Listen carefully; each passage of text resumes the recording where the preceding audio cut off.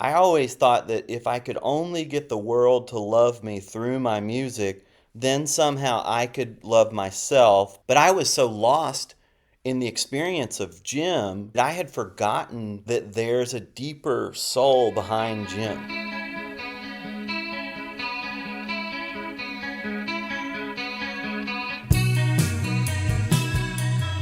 Hey, Jim, welcome to Going There.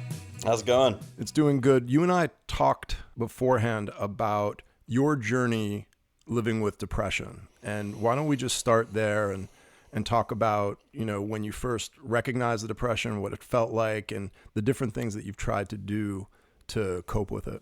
Well, isn't it interesting that we're all trying to figure out what the meaning of life is, why we're here, why things are the way we are. For me, I feel like depression is a combination of a lot of things. And I think obviously when we're younger, we don't really understand a lot of what's happening to us. We're just trying to process it. And I feel like ever since I was capable of consciousness, I always felt this sadness or this thing in me. It's hard to even put words to it, but there was always some error going on in my programming. There's always some, even as a little kid, I remember feeling like really, really deep sadness or deep connection with like sad music. I remember just kind of always feeling like I didn't belong wherever I was, like I just didn't fit in or I wasn't, round peg in a square hole or whatever you want to call it. And it's interesting as you grow from a child into an adolescent and you start to have more words and you have to start to have more experiences or meet friends who may be having the same experiences. I feel like I kind of came into this knowing of depression as several of my other friends experienced it in different forms and had their different routes that their parents were sending them on. And that kind of all timed with the rise of grunge music and Kurt Cobain and this whole thing that was happening in that moment in time that's so fascinating, where we were kind of like, uh, oh, okay, so this thing, we'll call it depression or whatever, we're looking at our heroes like Kurt Cobain or whatever, and you're like, oh, okay, they suffer from it too. This is something that somehow is creating this beautiful art, and we can also use as a connection to bond together with each other. That's something that we can share. Despite its difficulties in some ways, it gives you this beautiful bonding, if you and other people are open to it. And I was really lucky to have friends. I mean, lucky is a funny word because I wish none of us suffered from depression. But I was lucky to have those friendships where we could share our experiences and stuff. I met those friends in fourth grade, and then we kind of, some of them I'm still friends with to this day. But we were able to kind of start going through the seventh, eighth grade, journey into adolescence and depression. And yeah, it's just so interesting. I still don't know any definitive answers, but one thing I feel like I'm realizing more and more is there's some reason that my soul chose to take this form in this place, this time. And I think that there are reasons in there and depression, whatever it is, because it runs in my family. It's also genetic. There's that side of it too. There's the medical you know, chemical side of it. There's the spiritual, mystical side of it. There's all so many ways to look at it. The more and more we can learn to listen to our true soul's voice, that's called your conscience or your inner voice. I feel like there's this place that we come from that none of us can understand this lifetime. We're not supposed to be able to understand it, or this whole thing would be pointless. But we're given a map from the place we come from, beyond this form, beyond me being this person called Jim in this life or whatever. There's my true soul's essence, and it's giving me this map all the time of like my true heart's wishes or whatever. And it's just so funny how much the world tries to tell us not to listen to that, or second guess it, or that's not, well, oh, that's not true, that can't be true. It's like, I feel like that's kind of all of our journey, because all of our maps are different and we all have different things to accomplish and do. But it's interesting when you get the world and your depression or whatever that makes you constantly second guess your true soul's voice, that you hopefully can try to listen to more and more as you grow. But yeah, it is just supremely fascinating trying to figure it all out. One of the things that we talked about a little bit before was, you guys covered Nothing Else Matters by Metallica and that lyric, forever trusting who we are. I think that, to me, that's, I don't know the original intent of the lyric, but that's very powerful from a mental health perspective because everything colludes when we have depression to not trust who we are. Because Yep. you don't, if who you are is sad and depressed, it's often uncomfortable. Yep. As you said, you feel isolated. And there's tons of people who are constantly telling you, cheer up, look on the bright side, all these things. So everything is colluding to Yep. not trust that this is a meaningful part of who you are. And it is so difficult, I think, on our mental health journey to trust ourselves, like you said, to listen to who we are, especially in that context, because it often just doesn't feel good. Yeah, I know that is the hardest part. And obviously this is a highly individual thing because nobody else knows what's going on inside your head but you, right? I love that line because I feel like forever trust in who you are. I feel like to me at least that speaks to that voice inside your conscience or whatever that is the observer. There's so many words that people use to try and attempt to label it, but I really do believe that there is this force that we're all connected to that it's like the waves in the ocean thing or whatever. We're all part of the same ocean, but we're also our own unique little wave, and we all make up the whole thing. And there's this beautiful true nature that we all possess that does come out in that little voice in us. But whatever the building blocks of a person's genetic or chemical makeup or their circumstances in the world, their physical body, their whatever their family situation is like, however these things are all combining, it is like some kind of crazy quest or epic quest or something, to just somehow listen to your truth, because your truth is in there, but it's like it gets so sliced up by the world. And I think that for me at least, music's been a real lifesaver because I feel like that's been one of the ways that I could try to hold on to my truth is through music or whatever, even when the rest of the world doesn't make sense, or even when I hated myself so much or just had so much self loathing.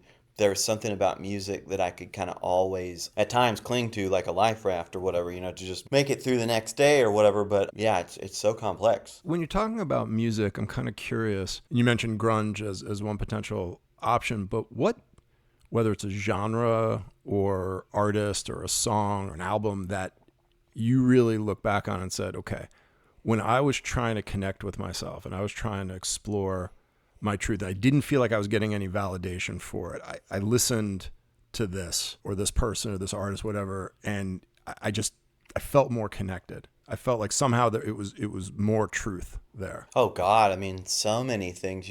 I remember as a kid, my parents weren't like big music fans or anything. They didn't have, but they listened to the radio and music was on. And I remember, my one of my first memories is hearing like "When You Wish Upon a Star," as a kid. But that recording is one of the most insanely beautiful pieces of music you'll ever hear, and it deals with so much about believing in your dreams and following your heart and all this stuff. And I just remember this thing of like that like reached out to me, like Carole King, "So Far Away" or something like that, or "It's Too Late." Some of these songs that like reach out to me through the radio. Or I remember hearing Neil Young unplugged on the radio one night. I would just listen to the radio in my bedroom with the volume down way low, after everybody had gone to bed as a kid.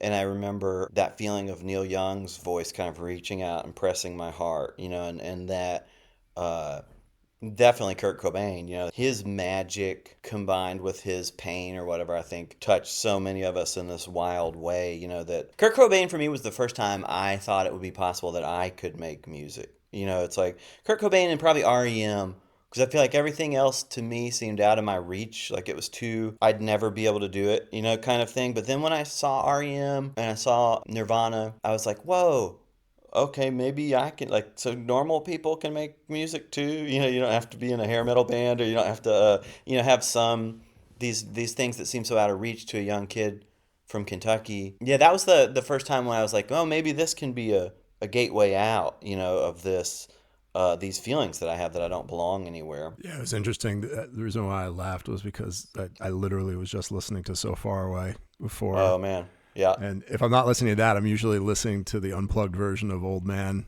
or yeah, Where Did You Sleep Last Night, the cover of that. yep, But yep, the So Far Away and the Wish Upon a Star kind of resonated because when you think about the premise, at least from what it seems like, is that it's this kind of common lullaby or this common song. It's like all of these kids are just sitting there alone, looking at, in theory, the same thing in the sky, right? And so there's that. And then when you think of So Far Away, it's that there's that beautiful sense of isolation and that reaching for connection. It's very similar to that reaching for the star thing. And to me, good music does both of those things. It sort of validates the sense of being alone, but it's kind of like got one foot in that, but it's also got one foot in, but what if everybody is alone at the same time and right. is looking a little bit towards the same thing, like what you're talking about, like there's this sort of commonality in being alone. Yeah, I think that's why we all relate to it so deeply. I think that's why when you hear Carole King sing that song, you're touched so profoundly because she feels how you feel. You know that she knows, and that I think there are those reminders of our true nature, of our true soul's way or whatever, and those reminders are love itself and music. There are these reminders that kind of come through that's like, well, we can't tell you all the answers or this would be pointless, but here's a little reminder of what you really are beyond this human challenge. Because this human challenge is so important and it's so sacred, but also it's so brief and it's over like that. It's like each human lifetime in the span of the time of the universe or whatever is nothing. It's like less than a grain of sand. So somehow I feel like we have to come to terms with how quick this all goes by and how important it all is, but simultaneously, like, how can we get out of these traps and try and enjoy it more? And I think one way we can do that is to really try to do like we're doing and talk about the tough stuff. Like talk about depression, talk about this stuff so that people know, just like we were talking about with Carole King reaching into your heart when she sings that song. I feel like we can all kind of do that for each other with these type of podcasts and with music and stuff to let people know that it's perfectly normal to feel depressed or to feel lonely or to feel the blues or whatever you want to call it. And I think it's really important for us to keep these conversations going so people know if they're struggling, that's okay. You can get through it. You can find help in your friends. You can find the right therapist. You can find whatever it is that you need. It's out there, but it's hard to find it sometimes. And I think that's why it's important for us to have these conversations so people can maybe somebody will accidentally hear this podcast and somehow they'll stumble upon some resource that's really helpful for them. So let's talk with that in mind. Let's talk about the things that have either been helpful or not helpful for you on that journey, because again, like you said, and I think it's so important, it's wonderful that there are treatments out there that have received empirical support and are studied and it's really thorough, and that is fantastic. It's so necessary, I think, for our field. But at the end of the day, it's often just sort of a guide as to, okay, where should you begin potentially? Like what are the most high, based on the science, what's the most high percentage chance that something will work? But at the end of the day, it's often you trying different things until you come up with exactly the right mix for Yep. you. And Yep. so, like you said, when having these conversations, when someone like yourself sort of talks about, well, here's how I went through the process, it could be very helpful for people. So, if you feel comfortable just talking about like, all right, I tried this, it worked, it didn't, this really worked for me. These are the things I continue to do. Yeah, I mean, I think one thing it's important, for us to say is people need to know that it's okay to seek help. It doesn't make you weak. It doesn't mean you're a failure. There's all these things. I feel like our society and generational too. There's a lot of people that are like, therapy, I don't need that. I don't need that's for losers or whatever, and luckily I've never felt that way personally because I probably in high school at some point was not when I first started trying to see therapists or trying to do those kind of things. And a person has to give themselves permission to know that they're worth doing the work. I think there's a little hurdle to get over in there because oftentimes if you're depressed or if you're full of self-loathing and you're like, what the fuck does it all mean anyway? What's the point of doing any of this? I think there's like if there's some way you can do almost like just a little sidestep or whatever where you're like, okay, I'm feeling these ways and I respect how I'm feeling, but also I'm going to give myself permission to try and find some help to see if things can be different. It's like you have to kind of hold both. And I tell people a lot, like, I mean, I've probably seen, I don't know, 50 therapists over the course of my life because it is hard to find the right therapist sometimes. And I think I tell people, because I talk about this a lot, most therapists will usually give you a 15-minute consultation for free.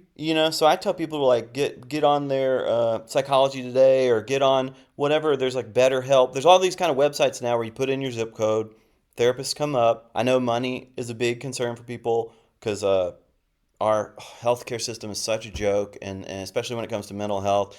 But I try to tell people too, there's usually hopefully a few people in your area or even remotely that might do sliding scale systems or whatever, so you could maybe still get the help you need, even if you don't have the financial resources. And those things aren't easy to find. You have to search for those things. But I think if you can somehow put a little side box in your consciousness or whatever that's like, okay, it's okay for me to do this work because it might help, even though I'm feeling like, fuck it all. And this is like, there's something.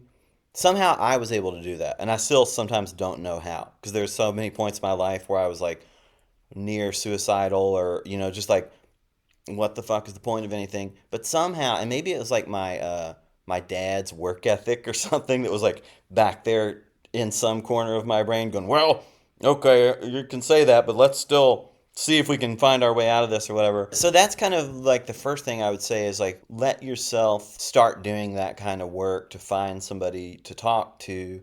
Obviously, if you have friends that you trust, talk to them. Like if you have family members or whatever, talk to them. I think that's kind of the first thing is getting out of your head.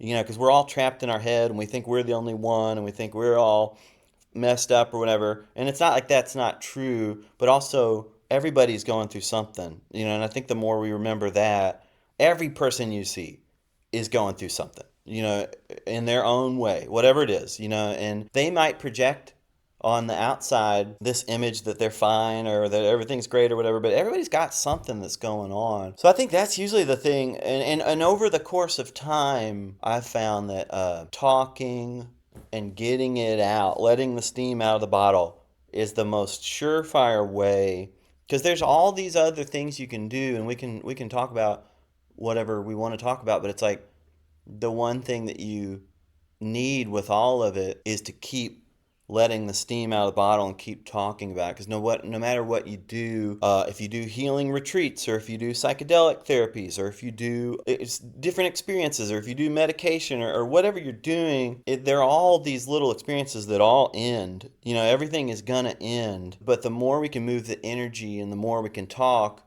we can create this force that kind of gets us more in touch with our true nature, which is, at least as far as I can tell, is so endless and so beautiful beyond this human form, and I think that's why there are these ways that we can find to deal with energy that kind of take us outside of the human form and put us back in touch with our true soul's nature to kind of remember who we are beyond this challenging human realm. It's interesting you're talking about that because you're talking about working with Brendan O'Brien on this last album, obviously a producer who did, some wonderful albums from the grunge era and others, but this idea of wanting to be both the coach and the star player, right? And one of the things that can be very difficult in our mental health journey, as I'm sure it is as an artist, is the idea that like, well, I have these conceptions of who I am, what I'm about, and again, that trusting myself. And it's like, when do you push against other people and when do you let people in a little bit? And I think that both in a creative and mental health journey, that can be very difficult. Like if you're sitting there thinking to yourself, there's no hope, there's no hope, it's never going to get better, I'm not worthy of this. How do you open up just a little bit to consider that that may not be the whole story? You Well, know? that's so funny, yeah, because I feel like it took me my pretty much my entire life's work of therapy to even get to the place where I could open myself to working with somebody like Brendan. Because for me, my particular challenge was that I felt I was so worthless and so disgusting, and so there's so much self-loathing. And because I had music in my life, I always thought that if I could only get the world to love me through my music, then somehow I could love myself, because it was now okay to love myself, because now the world, instead of bullying me or telling me I was a piece of shit or telling me I was ugly or whatever it used to tell me my whole life, if I could somehow get the world to tell me I'm awesome because I play awesome music, then I could love myself. But we all know, as we say that or whatever, that that doesn't work. That's not the way that you find it. But I was so lost in the experience of Jim. I was so lost in this life that I had forgotten that there's a deeper soul behind Jim. There's a deeper thing that is my true essence, that is experiencing Jim this lifetime, but that's not who I am. But that's why we come here and take these human forms. The whole point of it is to forget that, and we get so lost in the human experience. And I think part of the puzzle is us trying to remember our true form beyond the human experience, but that's so difficult. For me, it was a series of events, finally finding a therapist, and doing EMDR and parts work with him. And I've been seeing him for about 4 or 5 years now, and I still see him.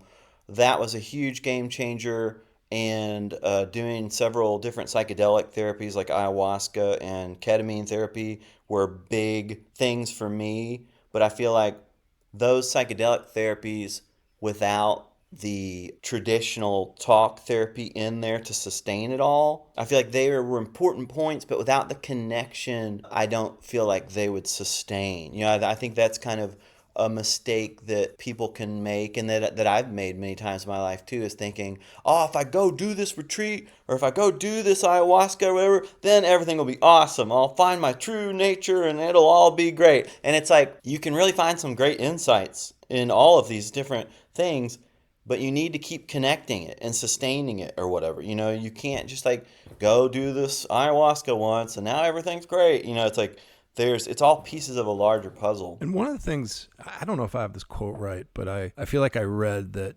Jimi Hendrix said something to the effect of, I don't like compliments, I find them distracting. Yeah. And the idea of what you were talking about before, if I just get people to like my music, they'll love me. Now, for most people, that concept gets squashed pretty quickly because, they aren't able to pursue their music, or they're not getting a response, right? Yep. What's to some degree a little bit more challenging and arguably more seductive is, well, what happens if you are getting all of that praise, Right. if you are getting all of that love? And then how do you in that context say, no, this, I have to integrate this somehow into me, but I can't jump into that world where now that defines me in the same way that you're talking about, well, the ayahuasca can't define me, the ketamine can't define me, the EMDR can't define me. I have to keep thinking about this in the context of me. That's very difficult to do when you've got all these people buying albums, fans at shows, people coming up to you. It's like that's a very it's in some ways it's just as difficult as if it never happens, because then it's easier to see, well, I'm not going to get the love this way, right? Because the music's not Yep. connecting with people. But if it is, that's tougher to be able to push back. The funny thing, though, at least in my experience, is it's never enough. It's never good enough. It's like if I think of myself now and I don't understand my infinite true soul's nature, like I can only touch the tip of the iceberg of what my truth is or whatever. But I like to think now that my true soul is riding this horse named Jim. And for the longest time, I was lost in Jim and thought Jim was the beginning and the end of it all. And that I was so lost in this experience of being Jim with so much self loathing and so much depression and so much. And I kept thinking, like, okay, if I play guitar really good, if I write really good songs, then people will love me. Then I'll see that it's okay to love me, and then I can love me. And so for most of my life, in my early life, nobody ever liked any of the music I was making. They always thought my band sucked, and we were always, it never. But then when it started taking off, it still was never enough. Because each little step that we would make, I'd be like, yeah, that's cool, but we're not as big as Nirvana. It's like every little thing that we did, it still was never enough because I was so lost in this feeling that Jim isn't good enough. And it's like, so once, and this has only happened for me in the last 4 or 5 years, once I've started to try, I feel like we all need to give ourselves the gift that nobody can take away, and that's self-love. So I started to try and realize that, okay, I've been spending most of my life hating being on this horse named Jim. I want to get the fuck off of it. I want to drink it off. I want to, drug it off, I want to fuck it off, whatever it is, I want to get off this thing because I don't like it. And I had this realization, it's like, okay, you've been doing that for 40 years, that's not working for you. What if we try the other direction? What if you try to treat Jim with love and kindness and treat Jim with respect and try to go the other way, and let's try and take care of Jim. Let's try and feed Jim properly, get Jim some rest, stop drinking, stop pouring alcohol into Jim. Like all of these little things that I could only start to see because of the EMDR therapy I was doing, the psychedelic therapies I experienced. I started to get all these little glimpses that I'm the caretaker for this lifetime, however long it may be, of this being named Jim. And if I can wake up enough, I can realize that, like, it's my sacred duty to try and love this person, because if I can do that, then I can be of greater service to the world, and I can be more kind to other people, and I can serve other people, and I can serve the world better because I'm not so busy trying to destroy this vehicle, this body that I'm in, this lifetime. And that for me has been a huge thing because it's like I'm starting to give myself this gift of this love that nobody can take away from me. It doesn't matter how many records we sell or don't sell, doesn't matter this or that, all these external things. I can kind of retain and hold on to my own self-love. And it's not like that's just a thing that happens and then it's over either. That's a constant battle. That's a constant up and down roller coaster of, one day I'm not feeling so good about being Jim anymore. And then the next day I'm like, all right, man, let's talk about it. Let's talk about it with your friends or talk about it with your therapist. What's bugging you today? What is, because I know that everybody has that ability to do that. But depending on your life's map or your life's plan, everything takes different paths and different courses, and sometimes it takes how many lifetimes, many, many lifetimes, many, many experiences through this thing to find a way to love ourselves. And it's a difficult journey, but it's a journey I believe everybody can make, everybody can do. It's interesting that you're talking about this concept of a caretaker. I really like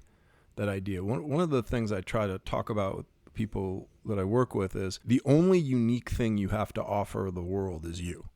Yep. And there's got to be, to some degree, an ongoing process. Like almost every theory of psychology has something about like the self and other, like, the me and the connecting. And those things kind of go hand in hand. But that concept of being the caretaker, and what does it mean to be a caretaker, right? What does it mean to love? And this idea of like, well, each time you learn something, right, about yourself, it's sort of like, well, look, is loving oneself is like, being good to oneself is often experimenting. So you try the drinking, for a lot of people, as an example, like drinking starts off as a form of self-love because it's fun and it connects you with people and it makes you feel good. And then over time, you start seeing the effects of it. You start like being like, well, it may have started out that way, but it's kind of morphed into something different now. And can you be open and curious enough? So one of my early supervisors would always talk about being curious, not critical, about the idea that like, well, can you see that might have changed? And I think that when people sometimes talk about self-love, they don't talk about it in being open to change. It's like you either have to love yourself and stay the same or hate yourself and change. And I think that one of the things is that you're talking about with the therapeutic process is part of loving yourself, part of being the caretaker of Jim is like constantly like looking at and evaluating and reevaluating. Hey, which of these things are working? Sleeping more rather than less, eating healthier rather than not drinking as much as drinking. Like which of these are getting Jim closer to that spiritual essence, of which ones are bringing it farther away? And that simple question, I think can so many things become clear. You know, is this person making you feel more like yourself or the person you want to be as opposed to less? To Yep. know how much connection you should have with them? Or is this therapeutic process, is it feeling good or is it feeling bad? But I know that it's feeling bad because it's getting me somewhere. You know, there's those, is it getting me closer or farther from that spiritual essence? I personally, I like that as a, how do you feel about that in terms of the caretaker, like kind of doing that kind of work? Yes, and I feel like the only way we can become better and better caretaker is to listen to that voice inside of us that is our true soul's voice. And I think through meditation or through therapy or through kind of saying to yourself, it's okay that I have problems. It's okay that I'm depressed. It's okay that I deal with these things. I'm going to talk about them and try to find a way, yeah, to become a better caretaker, to become a better guardian of this vessel that I'm in this time. And I think obviously it's just so highly specific for each person, because even when you come to drinking or something like that, it's like some people aren't alcoholics and can have a drink or two and it's fine. Other people can't, you know. And I think for me, I'm an alcoholic. I have it in my programming, and I never drank to have fun. I drank to destroy. You know, I drank to erase. You know, for me, drinking was the eraser, because it's like I did not want to be Jim. I did not want to be here. You know, I couldn't kill myself. I was like, how the fuck do I get out of this thing?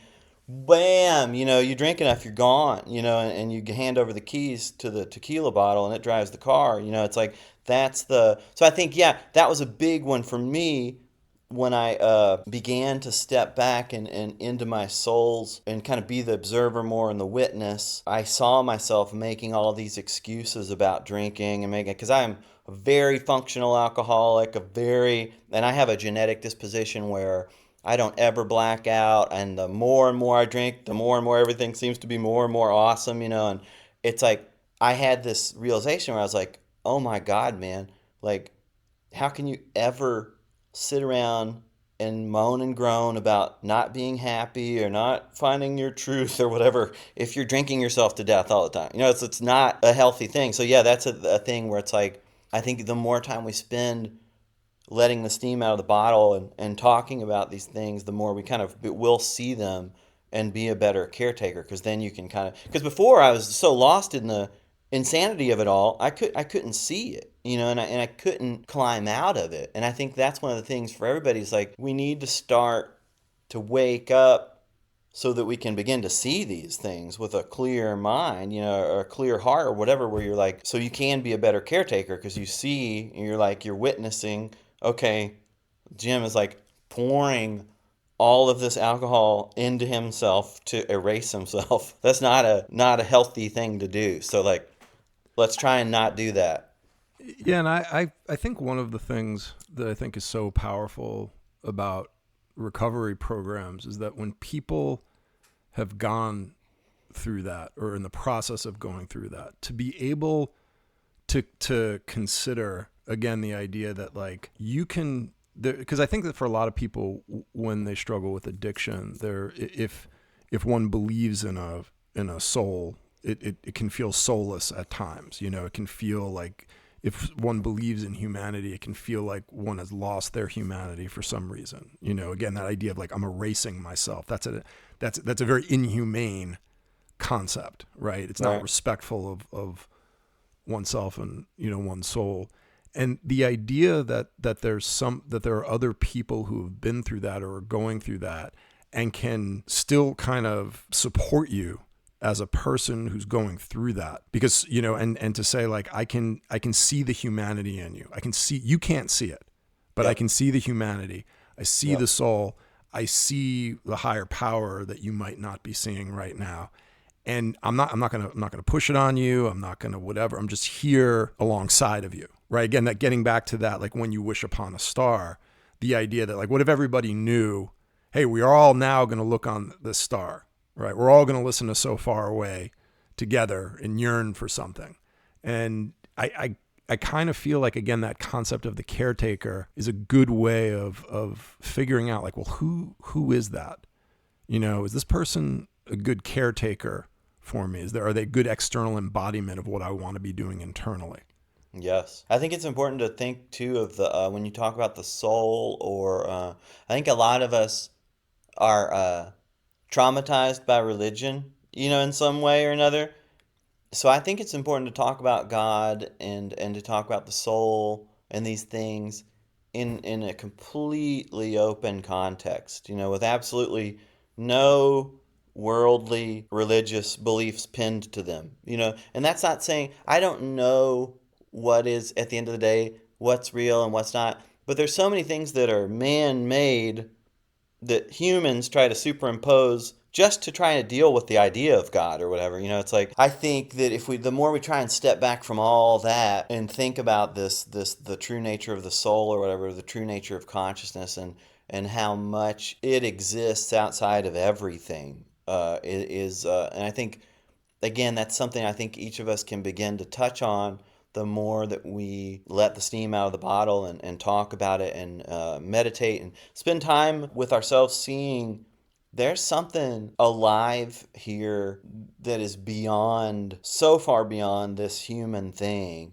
that we're all a part of, and it's something we won't be able to figure it out fully, this lifetime or whatever. I mean, who knows? I mean, maybe somebody will, but it's so vast. I don't think we're supposed to be able to. That's like part of the reason we're here.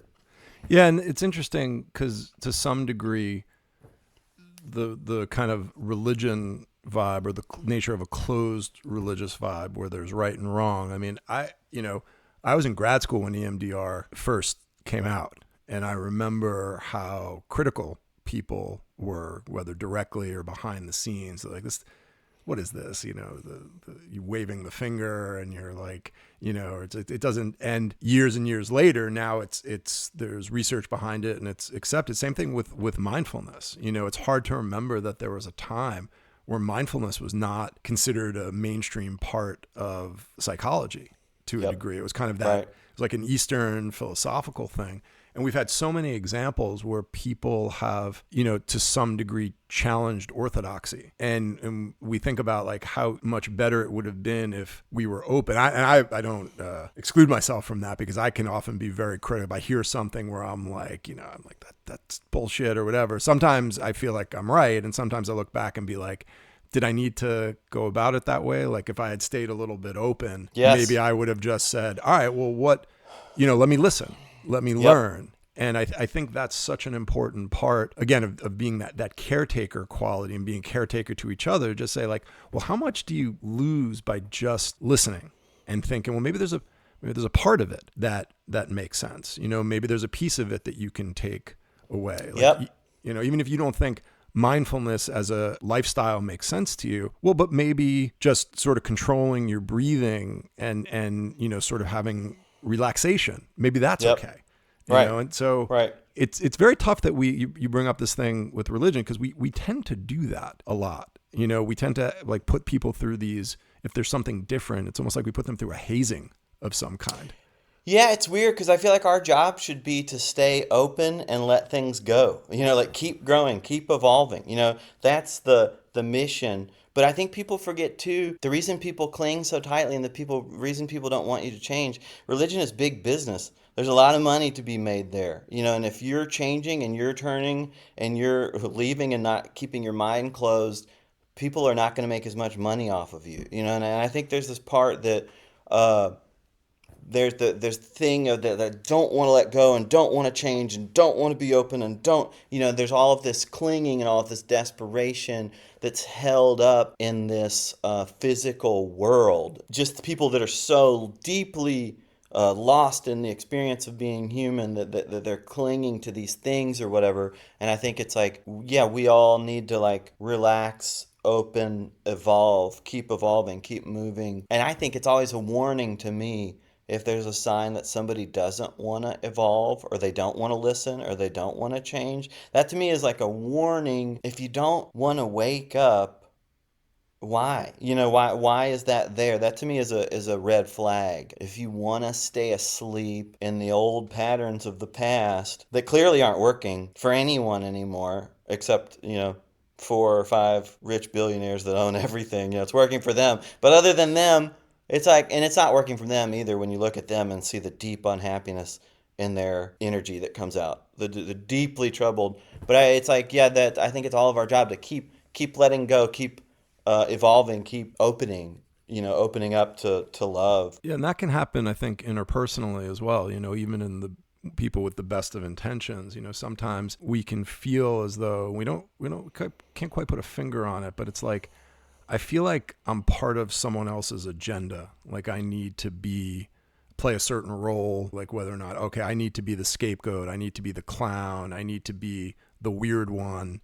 You know what I mean? I need to be the hero, maybe, Yeah, and it's like, right. and you can almost feel it, and you can't really put your finger on it, but it's like, when you have that feeling like, okay, if I'm a good caretaker, I don't want to reify things too much, just because, and as an artist, a lot of people will talk about this. It's like, listen, if I have this song that's great that you like, or I have the style that you like, that's fantastic. And, maybe again, from a career perspective, it's like, look, I'll play those songs at a concert and I want you to keep listening and thank you. But I'm also evolving, and sometimes even fans can sometimes get a little like, hey, I wanted the early, stuff, or I wanted the stuff with my morning jacket. What about this? What's going on with the solo stuff? And that can be very difficult because people have agendas for us. Yeah, I mean, I think for the longest time, I was so lost in that, right? If I'm trying to define my entire self-worth by the success or failure of my music career, oh, just so much misery and so much heartache and so much roller coaster of, oh my God, somebody said it was really good. I must be so good. Oh my God, somebody said it sucked. I must be such a piece of shit.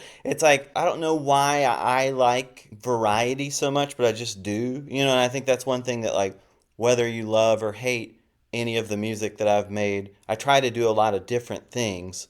And I think I've realized just by doing that, that no matter what I do, somebody's always going to not like it, and somebody's also going to like it. And that's kind of freeing. And I try to tell that to artists and musicians if they ask me for advice or whatever. And I try to tell people, just do what your soul is telling you to do. Listen to your heart, because you already have your answer.